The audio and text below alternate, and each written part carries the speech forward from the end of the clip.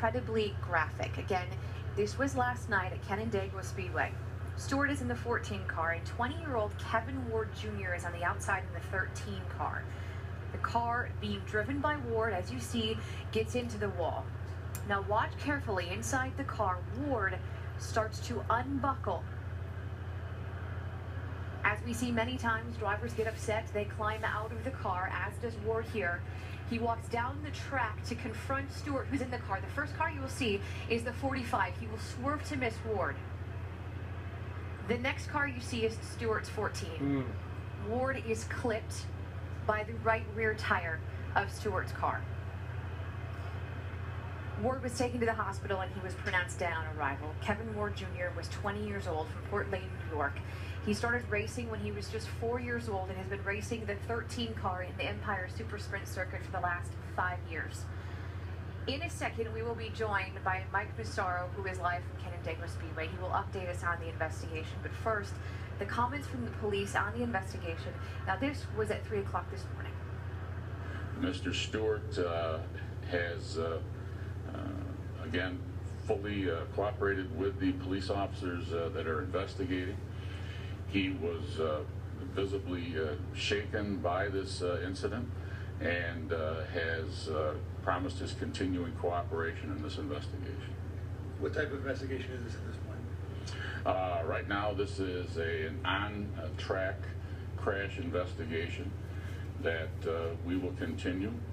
We have, and not to make any inferences that one way or another, but the district attorney's office has been notified.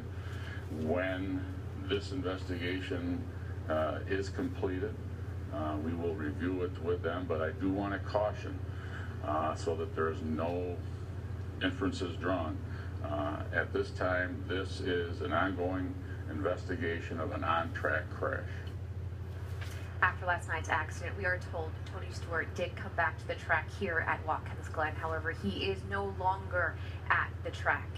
Now, earlier today, the decision was made by Stewart and the Stewart Haas Racing Organization that Stewart will not race today. And Vice President of Competition Greg Zipadelli released this statement earlier today. It's just an unbelievable tragedy. Our hearts go out to obviously Kevin and his family. Thoughts and prayers. This is a very tough, very emotional time for everybody. With that being said, we feel that as a group, Tony will not drive today.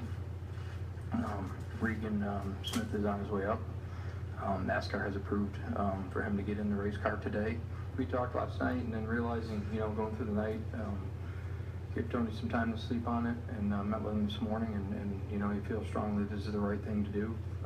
We at SHR support it and agree with it. Like I said, it's a difficult time for both parties.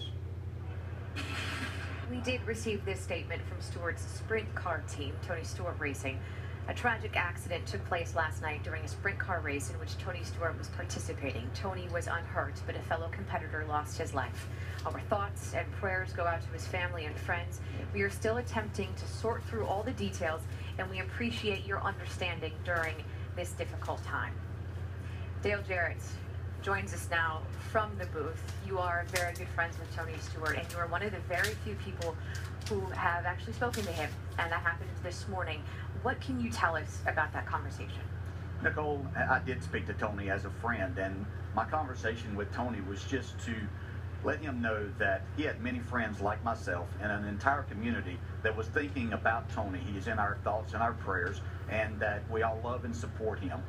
We all go through challenges in our life. We don't know why sometimes that these challenges are put in front of us and face us, but that he had all of us to lean on in a most difficult time. And I'm fortunate to call Tony Stewart a good friend, and I was honored that he would take a little bit of time to be there, and I could be there with him this morning, just as a friend, wanting him to know that I am here if there's anything that I can do. Earlier in the day, when this day began, the thought was that Tony was going to still be in the car and racing today. Obviously, that is no longer the case. Can you tell us how that decision was made to step aside?